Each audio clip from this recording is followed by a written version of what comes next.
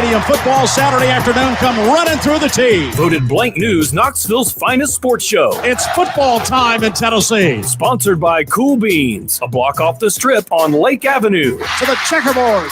Touchdown, Tennessee. Rock Solid Sports, the only show with a home field advantage for UT Athletics. Here's tonight's host.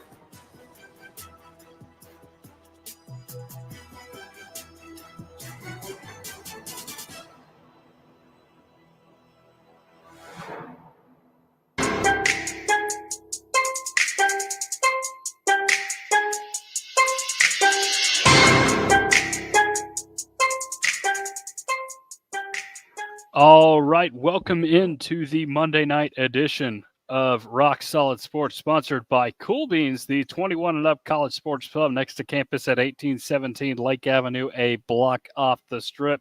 Cool Beans has 25 rotating beer taps and bottles, HDTVs, darts, pool, and arcade games. Open every day at 11 a.m. with burgers, wings, and sandwiches for dine-in or takeout with Vol Card accepted. More on Instagram at Knox Cool Beans or at coolbeansbar.com. I'm your host, Tucker Harlan, alongside Gabriel Daniel Amber Donahue on this Monday night. It's still so weird to just see all this light outside. Matthew Slitsky got the week off, so I am free from being called an LSU fan for no reason on this show. I don't know. I'm thinking I work it into my my game, just keep you on your toes a little bit. Oh, no, there's nothing LSU to talk about in this show. That's true. Well, Matthew always finds a way, so, I mean, I don't know. He does find a way. They beat MTSU earlier this week in women's basketball. That's about the only thing they got going for them right now. But to transition over to actual Tennessee topics here, we'll start with Vol baseball this weekend. The Baseballs took a 2-1 series victory over Ole Miss. A lot of runs scored in that series by the Vols, 15 in 2 of the 3 games, 5 in the other one. So Lindsey Nelson being the launch pad we all know it to be this past weekend. And you know what? You dropped that one game on Saturday, but I think baseball is a game in which you're just not going to win every day. In fact, I know that. What we saw in 2022 was an absolute anomaly, right? Because you've got just sweeps left and right for Tennessee all season long. That just doesn't happen in baseball. But, taking 2 of 3 in a series, be it home or away in the SEC, I think you've just got to be fine with at this point. And overall, I think this team is right on schedule for where you would like to see it get to later on in the SEC, just with what we've seen so far. Yeah, I agree. I do find it interesting that it's been like game 2 that we seem to have struggled with so far. Yeah. That's the most you lost to in the Alabama series. And obviously that's the only game you drop in the Ole Miss series, and then Illinois was just a weird one, but that doesn't really matter. We destroyed that game, but I think that'd be the game that you'd assume they look the best at, just because you got Drew Beam in there and stuff like that. It hasn't been really completely on Drew Beam. Of course, he had that tough start last week against Alabama to game 2, but it's just that's been the game where they've looked the most sluggish, it seems, and the bats have also looked the worst. So everything just seems to be going wrong on that game too. But I mean, other than that, they've looked pretty good, and the offense has just looked completely explosive. Obviously, 30 runs between 2 games in that first and third game, crazy. And then, just what those bats bring to the table, it's much more consistent than it was last year. And, a lot of that, I think Billy Amick, the transfer from Clemson, has been more than what we thought we were going to get. I think just coming in immediately and providing some juice to that batting order. And it's interesting, just having, him as a transfer and then Dalton Knecht as a transfer in the same time period. Very interesting to get those 2 guys in, because they've been huge parts of their teams, respectively. Yeah, it's crazy. I didn't really follow Tennessee basketball before I was interested in joining, and I didn't know that this had never been our baseball hadn't always been like the best. Not the best, but you know what I mean. And recently I feel like we've raised the bar, and so it's harder to meet that bar. And so I'm glad that we, pulled through in this series with Ole Miss, because like I said last week, I really did think that last game was just one that we dropped, and then we were going to pick up the momentum. And I'm glad that we did that. Yeah, it's kind of weird you say that, Amber, because we are at the point now where we're accustomed to seeing a good baseball program year in and year out.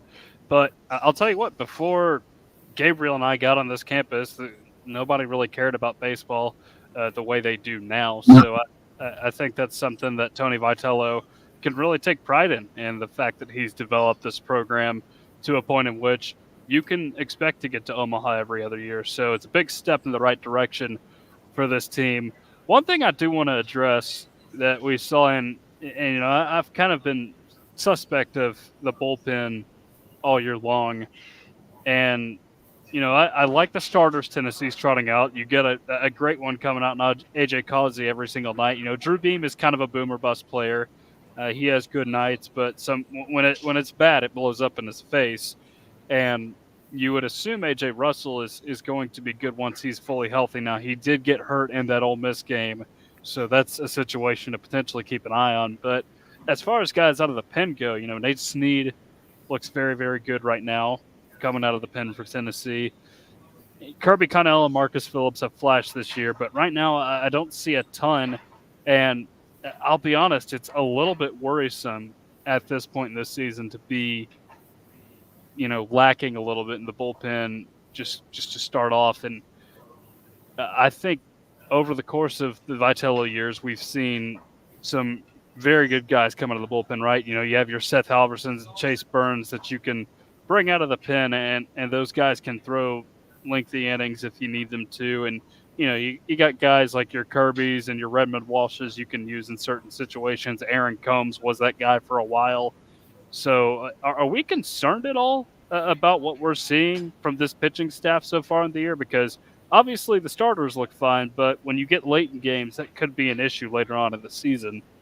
No, I completely agree. And, you know, I go back to the Xavier game, the midweek game, which, you know, it was a pretty easy win for Tennessee. But, you know, you go through, you start out with Xander Seacrest, and then after that, you bring in Kirby Connell, and Kirby ended up having to pitch 4 or 5 innings in that one because it seemed like Tony Vitello really didn't trust anyone when Tennessee didn't have a big lead in that situation. So, yeah, it's interesting. I don't think there's a lot of trust going on in that bullpen right now. And obviously that's not a place you want to be. I think that's really the biggest place you can put concern on for this team, you know, especially considering what, as you said, Tucker, what it has been in the past. We'll have to see if who can step up in that situation. But yeah, I think it's definitely concerning at this point because it's such a big part of what you need to go far when it comes tournament time and for the College World Series. And I don't know. I'm not seeing it right now. Maybe one of those guys steps up. You know, Nate Snead obviously has some good stuff that he puts out there, but I don't know. There's not a lot of other guys in there other than the ones that we've mentioned that give you anything. Yeah, I don't really have as high of confidence that I had last year.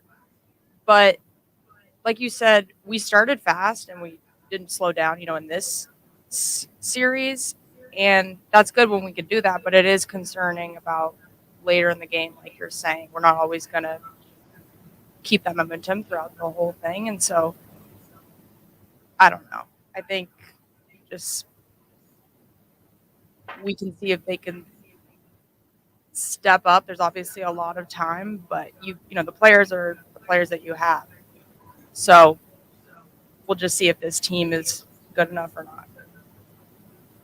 Yeah, so looking ahead here, you've got 4 more home games in a row this week. You've got Tennessee Tech, which is interesting because this team is, you know, they're not a team that gets into the, you know, NCAA tournament very often. They did get there a few years ago and went on a super regional run, if I'm not mistaken. But over the last couple of years, they have, you know, they've beaten Tennessee these midweek games. You go back 3 years ago, I think Tennessee Tech beat Tennessee. 2 years ago, I know for sure it did because of the Woodback game. They were playing at the Smokies Park. when Tennessee was on its 30-plus game win streak, and Tennessee eventually lost. Now, granted, a loss at that point in the season was fine because Tennessee had won so many games in a row, and like I was saying earlier, when the losses just don't come like that, that's not baseball. You know, you're destined to fail at some point. But then last year, it was kind of the wake-up call, if you think about it, because Tennessee Tech came in here and they just lit Tennessee up from the plate. I think it was like a 12-5 game or something like that. Tennessee got destroyed just with the runs it gave up. But after that, Tennessee went on and swept Vanderbilt the next weekend. It really changed the course of the rest of the season. So do I think we're at a point in the season in which Tennessee needs that kind of, call to change their ways and really just spark a run here late? It doesn't need that just yet. But, you can't fail against Tennessee Tech because for some reason that is a team that has managed to trip Tennessee up. And then the other games are the series against Georgia. And Tennessee lost the series at Georgia last year in 2 out of 3. So and Georgia has come in this year. People thought they'd be weaker, but they're hitting home runs just as well as this Tennessee team can. So, Tennessee, they need a lot out of their starting pitchers because if not, Lindsey Nelson is going to be a launching pad on both ends this weekend. Mm-hmm. It's the Tennessee Tech game. I remember the one last year well because I was covering it, and man, the vibe after that game. I mean, it was so down. I mean, it's really incredible what they were able to do against Vanderbilt because you just felt pretty much all energy go away from the team. And it'd been interesting just as that season progressed because, that Missouri series, it's like, oh, well, it was weird weather and, they were away, stuff like that. And we just kept expecting the stuff to work out. And then that Tennessee Tech game happened. And I think that's where a lot of real concern got started. But obviously I don't see that going the same way this year. I think it's just offensively you're much better, but I do agree. I think it's going to be interesting to see how this pitching staff goes in these next, Cup 4 games at home.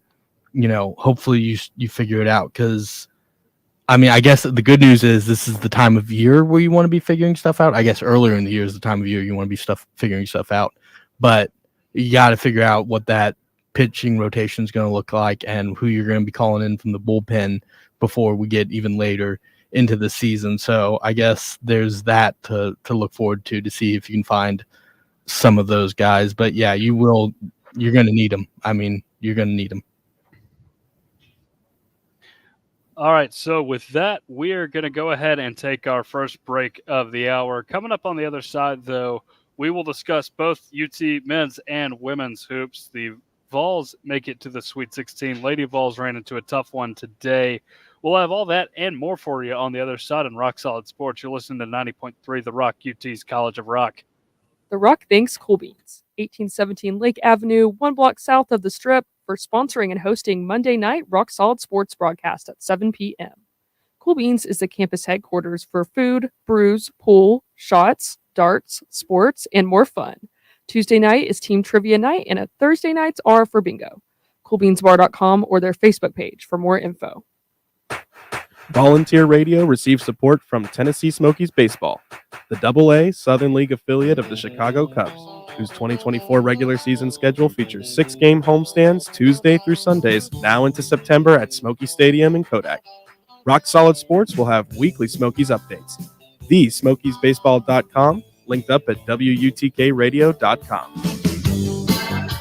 The Rock receives support from Fieldhouse Social, a fun and laid-back restaurant that offers American craft food, cocktails, and 40 beers on tap, with a 25-foot live TV and a full lounge area for sports fans.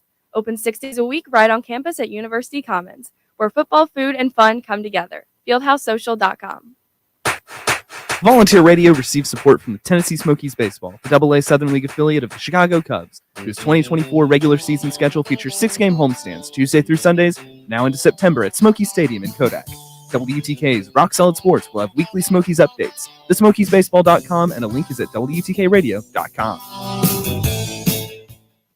Knoxville's original alternative music source is WUTK 90.3 The Rock. 90.3 The Rock proudly brings Knoxville the best in new and classic, independent, and underground music on the Indie Owl. Monday nights from 8 to 10, hosted by former award-winning alumni from the WUTK Music Department and sponsored by Magnolia Records, 1515 North Central Avenue in Knoxville, and the Tomato Head Restaurant on Market Square and in the Gallery Shopping Center. Spinning cutting-edge music from around the world that pushes musical boundaries like noise pop, math rock, slowcore, shoegaze, garage rock, chamber pop, chillwave, and more. The Indie Owl brings you hard-to-find music from the artists that make it to the listeners who love it.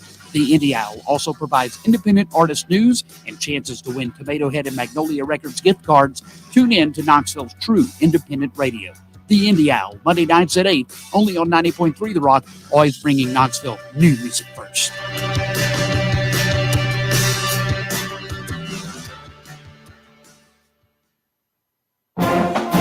Volunteer Radio remains on the air thanks to support from the UT Athletic Department. The 2024 baseball fall season runs February into May with games against SEC rivals Georgia, LSU, Missouri, and more at Lindsey Nelson Stadium. Allballs.com. Students need to show a valid ID at the gate before entrance. Tune into Rock Solid Sports for UT baseball coverage, and The Rock wishes Coach Vitello and the Baseballs good luck on the diamond this season. Volunteer Radio receives support from Tennessee Smokies Baseball, the AA Southern League affiliate of the Chicago Cubs, whose 2024 regular season schedule includes homestands at Smoky Stadium in Kodak, with the season kicking off against Rocket City Friday, April 5th through Sunday, April 7th. SmokiesBaseball.com. WTK's Rock Solid Sports will keep you up to date with Smokies Baseball Mondays, Wednesdays, and Fridays at 7 p.m. TheSmokiesBaseball.com, and the link is at WTKRadio.com. The Rock thanks Knoxville Ice Bears Southern Professional Hockey League team for their support. Their 2023-24 home ice season from October through April includes games with Fayetteville, Huntsville, Roanoke, and more at the Civic Coliseum downtown. Single game and season tickets at KnoxvilleIceBears.com. Rock Solid Sports features Ice Bears Wednesdays with news and updates. Volunteer Radio says, go Ice Bears!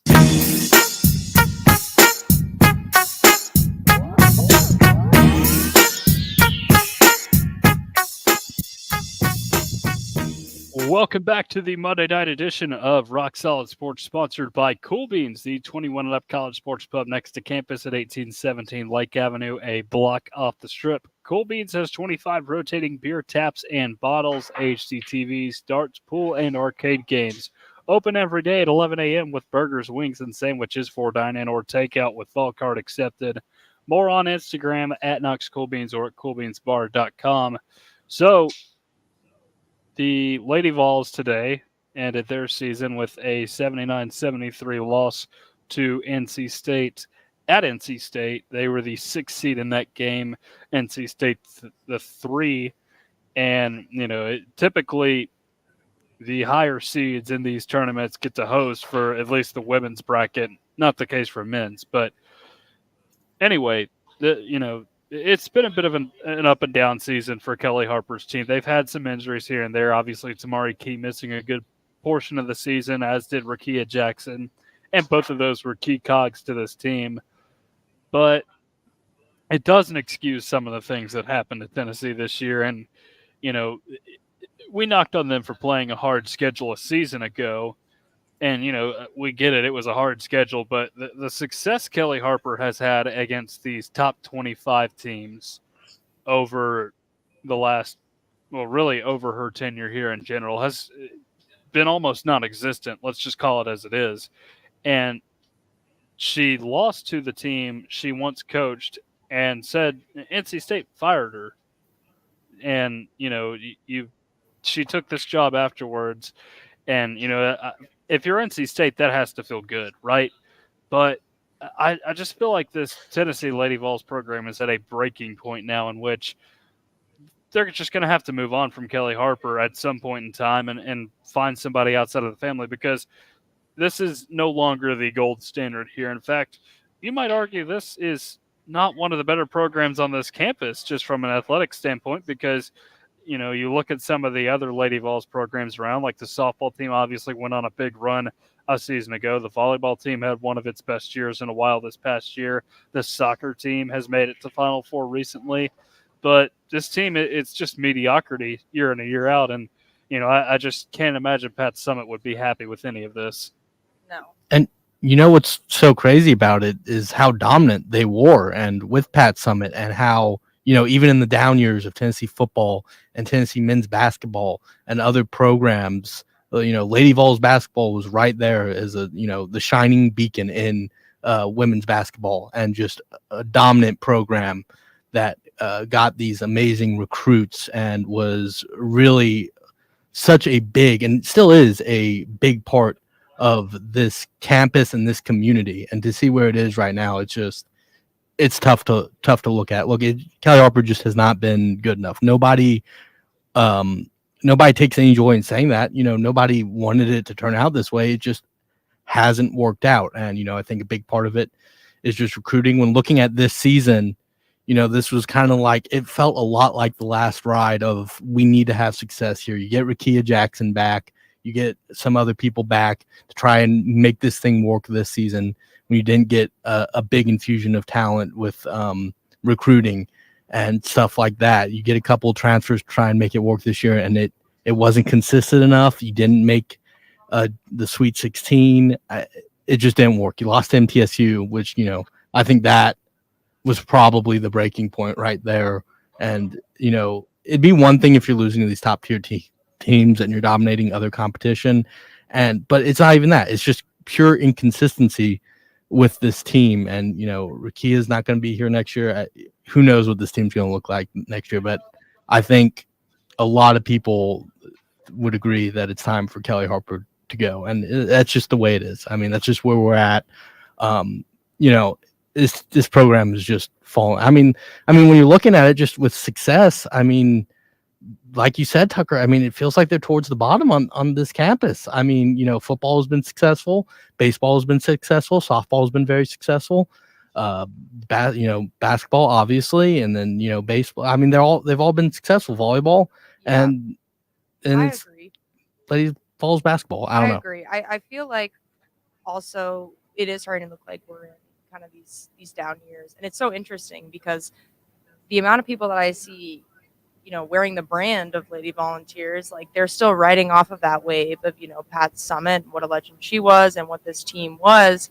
And, who has the most trouble getting people to come to the games? It's Lady Vols basketball, because that's who I see going around and people recruiting, to try to make it to the game. And it's really unfortunate because I think there's something is so special. I think it's also hard. It's even harsher to look at it when you have such a successful men's basketball team, because if you had, just an entire basketball program that wasn't working, then there's clearly like problems. But we have a men's basketball team who's having, an incredible year and is, in the Sweet 16, looking to make it to the Elite Eight in, the second time, or the Final Four. The Elite Eight second time. Right? Yeah, Elite Eight second time. Elite Eight the second time. And I just think they need to go back to the drawing board and be like, what are the things that we need to focus on the most to bring this team back to how it looked? Because clearly something's not clicking, especially, within the players, within, the, energy of the team and with the coach. And I agree. I think, we tried to see if this coach was a fit, and I just don't see it working. I don't see it coming out of this without another coach. Yeah, no, I totally agree. And, this is the third coach the Lady Vols have had in program history. They're all off the Summitt tree. Now, granted, Holly Warlick was basically thrown into the situation when Pat had her Alzheimer's diagnosis. You had to act fast in that situation. And unfortunately, she was the one that had to follow the legend, and nobody ever wants to do that. So then they go out and hire Kelly Harper, who is a former player.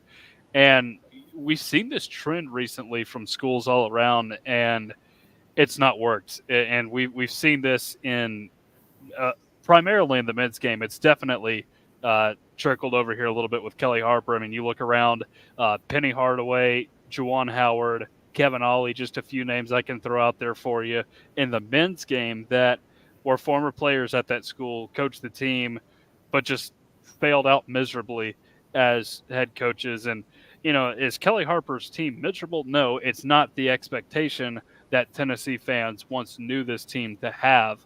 So we can sit back and appreciate everything Kelly Harper did as a player for the Lady Vols, but it's definitely time to move on from her as a coach.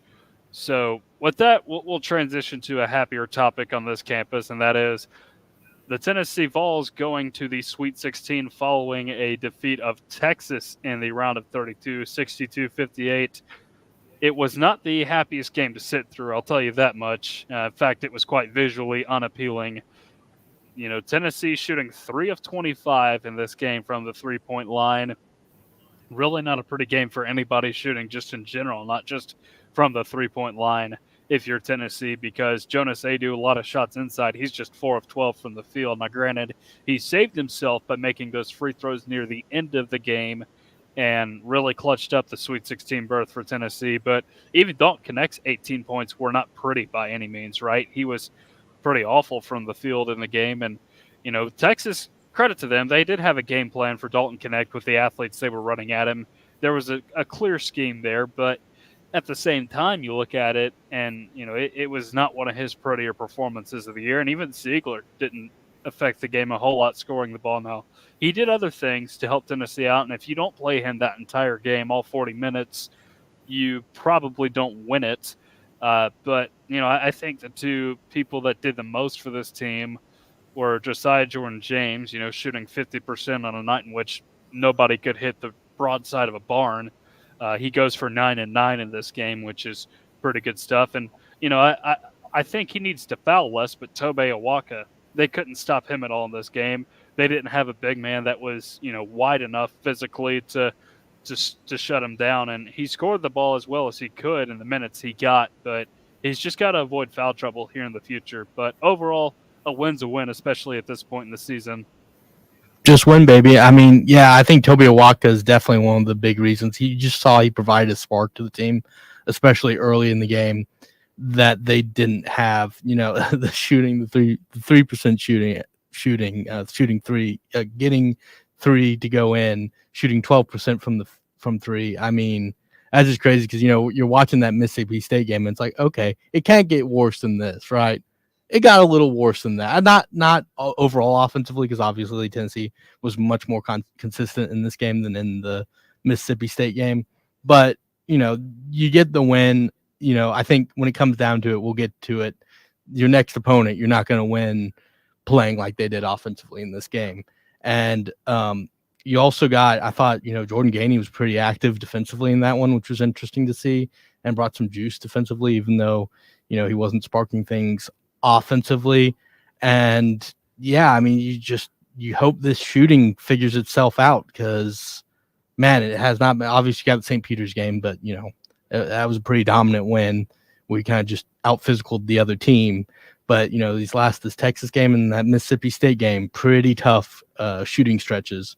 And you know, I think going forward, you just have to see Dalton Connect be that guy. I think going forward, it was good. I mean, I think everyone, when Jonas Adu went to the line to shoot those free throws, this team won a game. Our breath. This team won a game by shooting free throws, which even Dalton Connect, you know, was hit or miss sometimes this season. So that was really good to see them come up in the clutch and win a game by finishing off some clutch free throws. And Jonas Adu should get a big pat on the back for that one, because it was a little scary there. I think they should take this that was an opportunity, honestly, at this point, because I mean, they have the opportunity, you know, they have the players to do it. I've said this like multiple weeks, and we have this All-American big time scorer.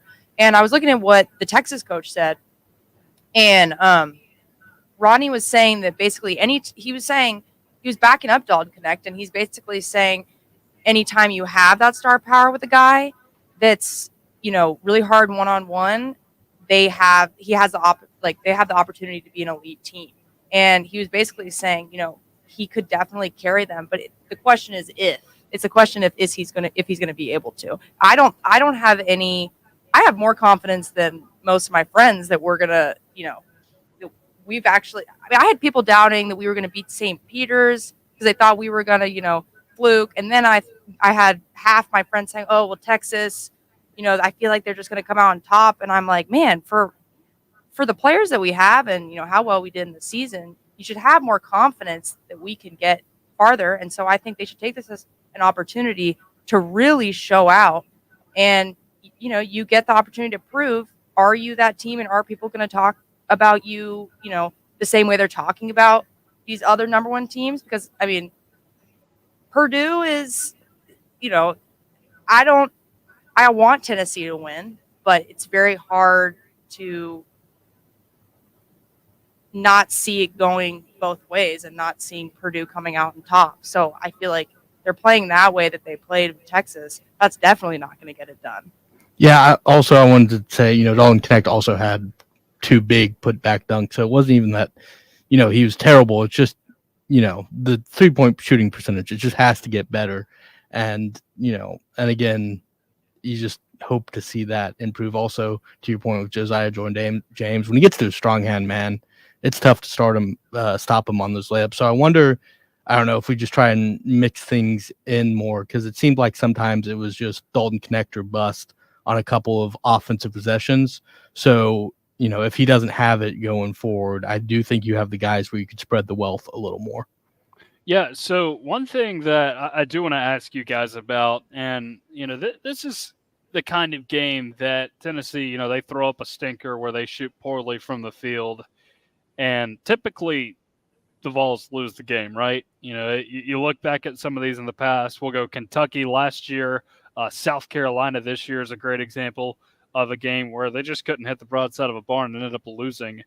Now, knowing that you had one of those just putrid offensive performances, no efficiency whatsoever, and the fact that you won that game, I think it's somewhat re-energizing to this team, because you know that you have the faith in your team to adjust defensively, and if something like that happens again, you can face it. Now, granted, I don't think this team can shoot that bad again in this tournament. I don't feel like Creighton is going to make it that bad for Tennessee, and I really don't know if it was Texas making it that bad. It's just Tennessee not hitting those shots. So what do you guys think about, you know, is this an anomaly for Tennessee, and will Tennessee have another game that's this bad again, or do you think that maybe it does happen again, and it is what cost Tennessee ultimately? You probably jinxed us by saying, I was already looking ahead to the Purdue, because I really am confident that we're going to get there, because I do feel like we can come out on top this game. So I'm already, you know, looking at the hardest opponent we could possibly face. But I do agree with you. I think they are re-energized. I think they are. I want them to take all this momentum and hype that they're getting and really push it towards getting, you know, just the next game. I think they need to put all their attention on that. And if they go out and they play like they've been playing in some of the games in the regular season, like, they can definitely 100% win. So it's really their consistency. It's just their consistency, and if they're going to be able to keep it going, or if it's going to be another opportunity where it's a close game and they don't come out on top. I can't believe I'm going to be the one that's sounding negative here, but I'm concerned. It honest. I think I've seen this story too many times before, and you know, if it was just the Texas game, it's like, okay, got it over with. If it was just the Mississippi State game, but I think those 2 games happening, you know, so close together, at least game wise, you know, just in a 3-game stretch, I have concerns where, you know, I've seen it in the past where this offense just goes cold and they can't figure it out. And, you know, even if, you know, the numbers look better, which I do think they will, because there's no way you can shoot this poorly again. I don't know. I just don't know if it's going to work out. And if it does, I think it's got to be Dalton Knecht just having a tremendous game against Creighton. And we just haven't really seen that, you know, in these past couple ones from him. So teams have thrown a lot at him, and I don't know. I'm concerned. I just concerned of us being able to consistently find a bucket, because, you know, I've talked myself into that before of, you know, getting re-energized. I don't know. I don't know if I'm feeling it this year, and I was so confident earlier. I'm concerned about the offense. I'm surprised that you're not. I know. Connect. But I'm concerned. It's just, I don't know. There's parts of that game I was just feeling really down. I don't think you're going to be able to rely on some of the size advantages you've had in the past. You're not going to be able, I don't know. It's asking a lot to have Toby Awaka come in and provide the spark for this team when he's getting in foul trouble. And, we saw it in the Mississippi State game where he comes in and he didn't provide a spark for this team.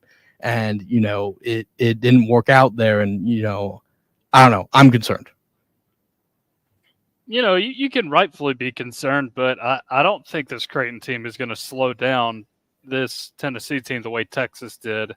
Now, it is tricky because this team doesn't foul a ton that Tennessee's going to go up against, and they're only playing 6 deep, but basically everybody that they throw out there on the floor, well, I shouldn't say everybody. They've got about 4 guys that they throw out there that are very, very efficient on offense on a good night.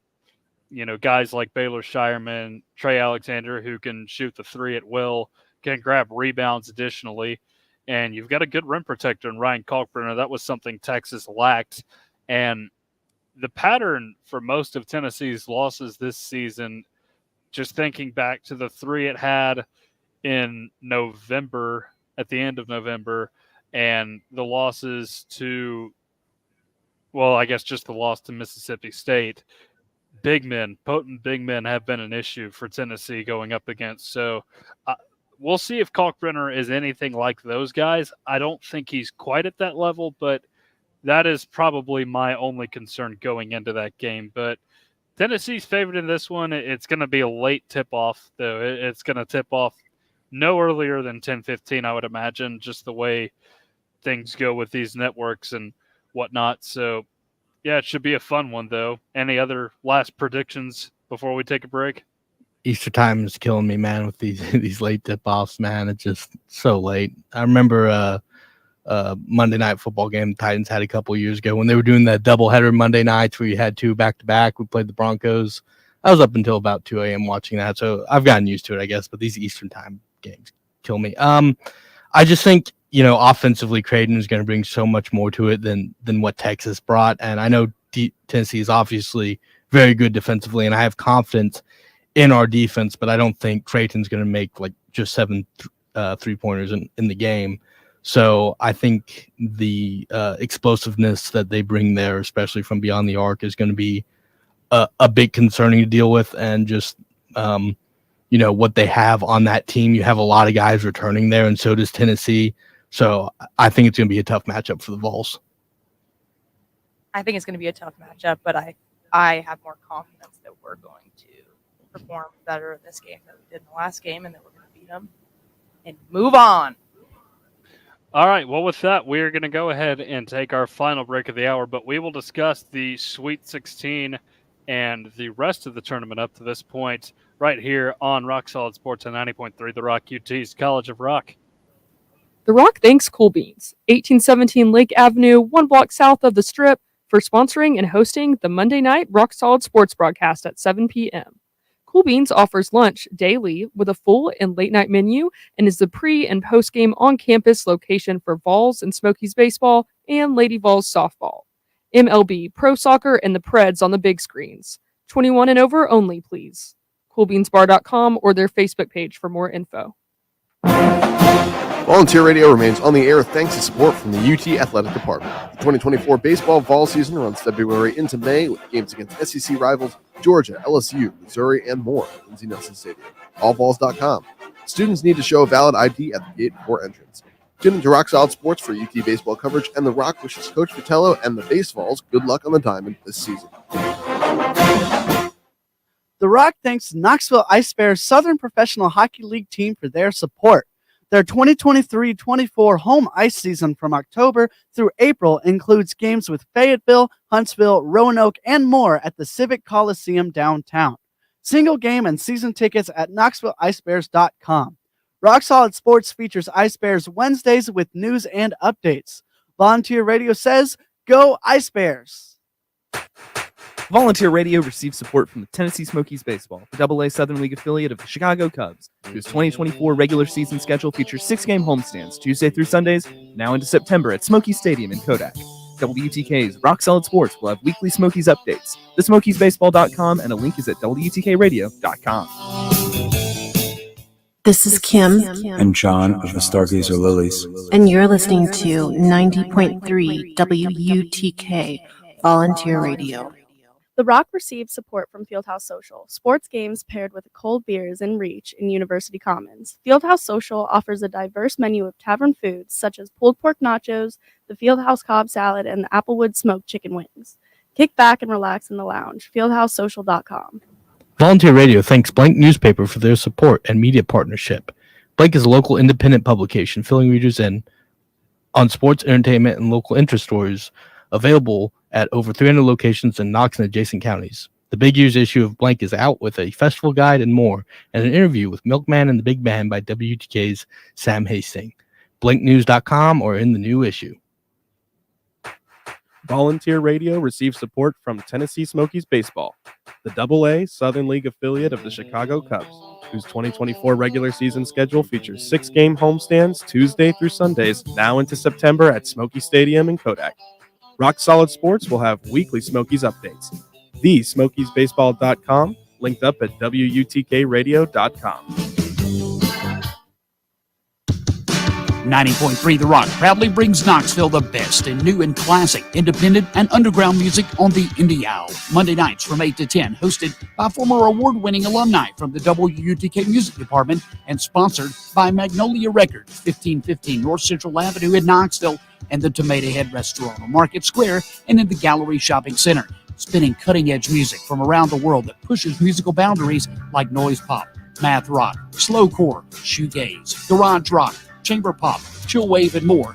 The Indie Owl brings you hard-to-find music from the artists that make it to the listeners who love it. The Indie Owl also provides independent artist news and chances to win Tomato Head and Magnolia Records gift cards. Tune in to Knoxville's true independent radio. The Indie Owl, Monday nights at 8, only on 90.3 The Rock, always bringing Knoxville new music first.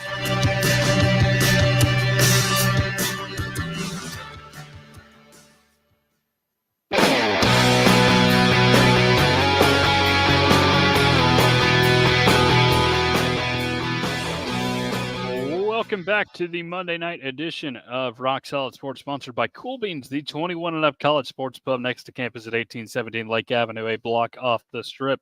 Cool Beans has 25 rotating beer taps and bottles, HD TVs, darts, pool, and arcade games. Open every day at 11 a.m. with burgers, wings, and sandwiches for dine-in or takeout with Vol Card accepted. More on Instagram at Knox Cool Beans or at coolbeansbar.com. We get set to take on this last segment here. We are going to talk about the NCAA tournament here in the final portion of our show. And, you know, this has been something I've been thinking about all weekend, but it feels like this year we have not seen nearly as many upsets, just high-profile ones, as we have in the past. You know, you look at the games with Oakland and Kentucky and Auburn and Yale. Those are the big two. Outside of that, you have some 11s beating 6s, you have some 12s beating 5s, but I feel like people that have watched a decent amount of college basketball could have predicted some of those. It just doesn't feel like we've seen anything just earth-shattering all season, and as a result, you've only got one double-digit seed in the Sweet 16 this year in NC State. So how do you guys feel about that? Do you think that it's been a little bit quieter on the upset front this year like I do? Yeah, I mean, I guess a little bit. I think, I think my big thing is more of those teams going on deeper runs or just making it past the round of 32 into the Sweet 16. You know, Oakland was, kind of close against NC State, and then Yale had no chance against San Diego State, it seemed. But, I mean, you got a couple other upsets. NC State's, I think, is a really fun story just with where they were at, and their coach was probably about to get fired.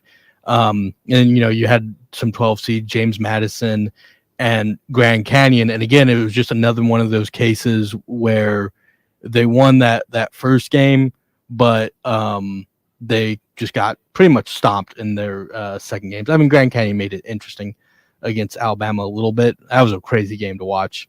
And then you had teams like Colorado, too, who felt like they could go around, and like Oregon, another double-digit seed. All teams, I think that, not all, but Colorado, Oregon, and maybe James Madison, all teams that I could see a world where they were able to go on a run, and it didn't work out. So yeah, I mean, I guess when you're talking about those like really deep cuts, but I think in that 11-12 range, we saw a lot more competitive teams this year, and I feel like we got plenty of games that went down to the wire, which is always very exciting. So yeah, less upsets, more games that went down to the wire, I feel like, though.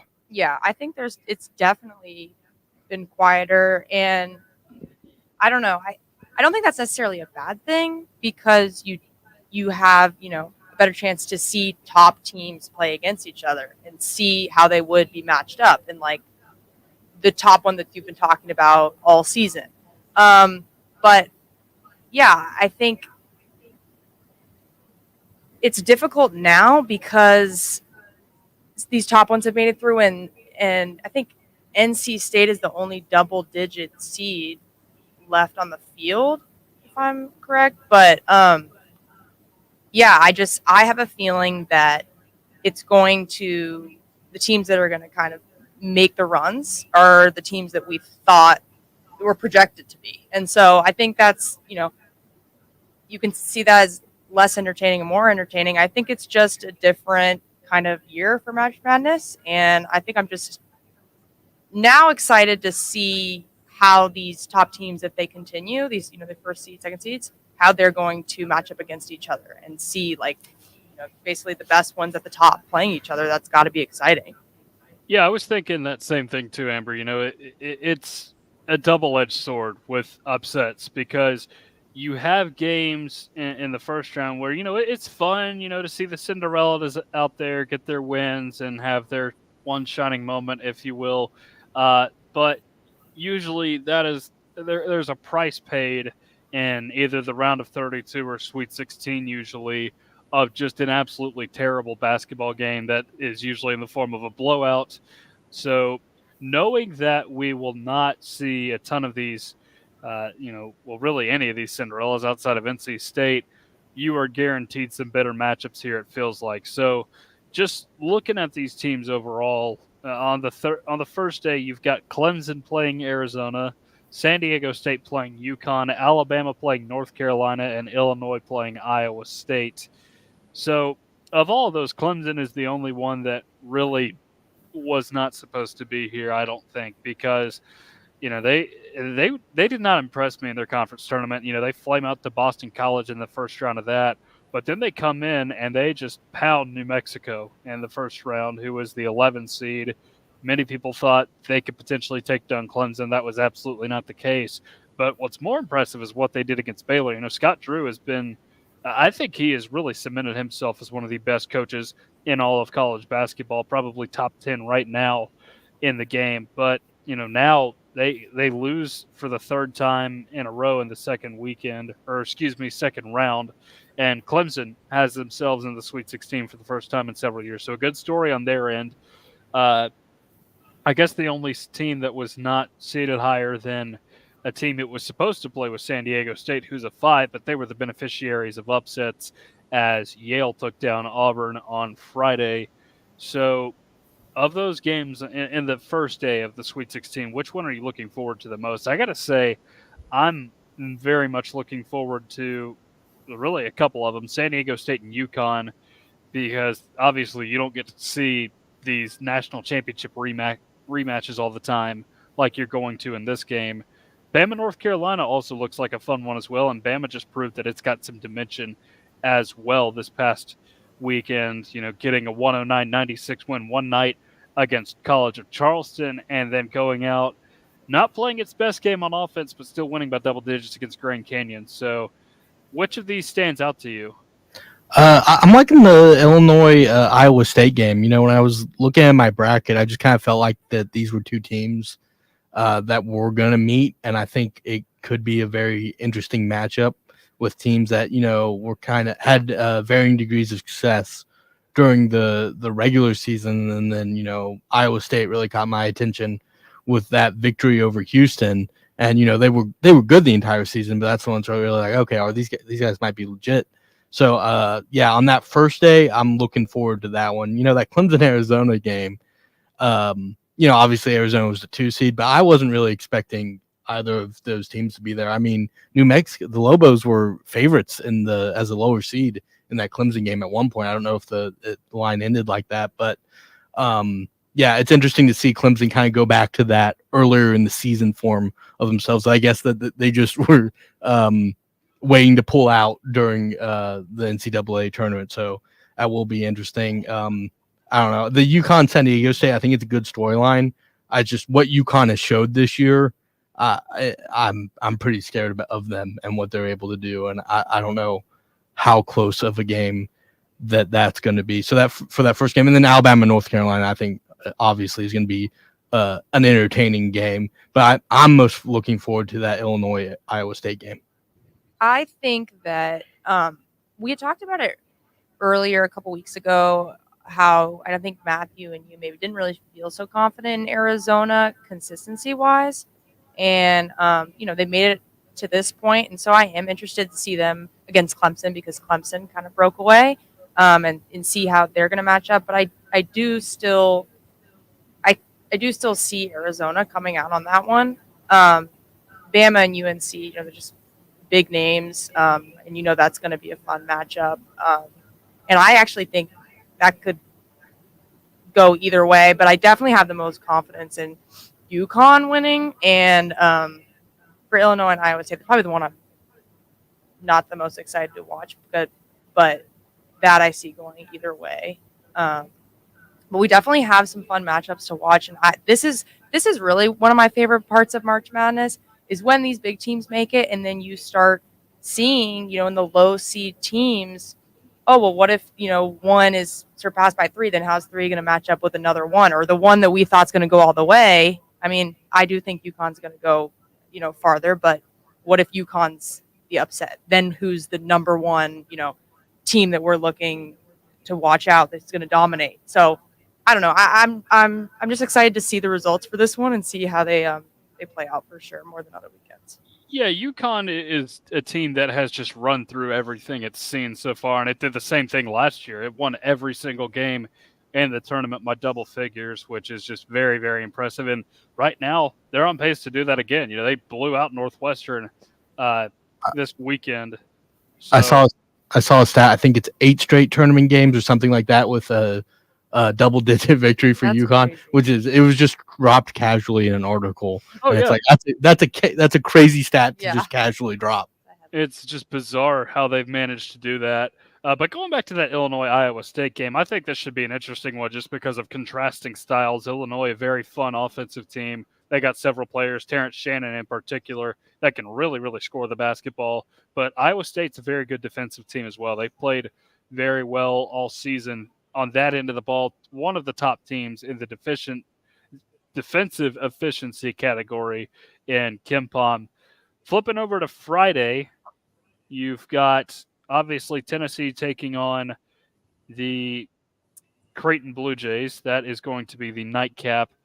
And if I can get my phone to load really quickly, I would appreciate that. All right, so Houston playing Duke is the game in the South region on the top side. NC State playing Marquette. NC State, obviously, the 11th seed in that one.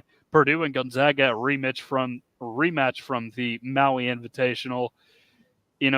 We'll see what happens with Edey. If you get a game where Purdue doesn't go to the free throw line a ton, I think you could see a game that's potentially closer, maybe even a win for Gonzaga. Zags played really, really well their first 2 games of the tournament. So, that should be an interesting one. Houston and Duke. Duke was the beneficiary of upsets. We'll call it as it is, but I think it'll be a tough test for Houston because Houston's not an amazing offensive team, but they can suffocate you on the defensive end. And on the other side, I'm really interested to see what happens between NC State and Marquette, just because the tournament history for Marquette is just not a great one, just generally speaking. And, of course, NC State basically had to buy their way in with a bid it stole in the ACC. So that one could be very interesting. I could see that one going both ways. Yeah, I agree. I think it could be a potential, that I could see as the team that's, double-digit 11 making it farther than I think a lot of people thought because they just looked so dominant. And God, I want Gonzaga to win because I feel that if we win, I just like that matchup better than us against Purdue. So hopefully that happens. Yeah, I personally don't want to deal with the Edie foul game again. But Purdue Gonzaga, it's going to be interesting. Gonzaga, I think you could definitely make the case, has looked like the best team. They've looked the best in their 2 games so far in the tournament, and they've just been really good. I think I might have said that they almost lost to DePaul last week. That was obviously Villanova. I've watched a lot of basketball over the past. I've watched a lot of basketball. Gabriel, it was Villanova that almost lost to DePaul. Yeah, right. I appreciate you not calling me out, Tucker, on air, but obviously that was Villanova. I've watched a lot of basketball. The teams are starting to run together. But, Gonzaga looking really good. And then NC State. I love NC State. I love the underdog going on a run. Former, for a bit, Tennessee player DJ Burns out there. So it's going to be interesting. I think all 4 of these games are pretty interesting games. And then Duke, a team I think they really got a benefit of just what ended up happening on their side of the bracket, and that's not to take anything away from them. I think they can beat Houston. I mean, just you end up here, and that's just a team that I wasn't looking at to be huge competitors at this point, and they end up figuring it out. So. I think the Friday slate of games should be really good. I'm really looking forward to it. Yeah, that was a great game between Houston and Texas A&M last night, and it was an interesting finish. I did not expect Texas A&M to come all the way back like they did, but Houston. I went to bed. I'll be honest. Yeah, I went to bed when San Diego State and Yale was going on. Don't regret that decision. But anyway, that is going to do it for us tonight on the Monday night edition of Rock Solid Sports. For Gabriel Daniel Everett Donahue, I am Tucker Harlan. We'll be back at it Wednesday from Fieldhouse Social, and Indy Isle is up next right here on 90.3 The Rock, UT's College of Rock.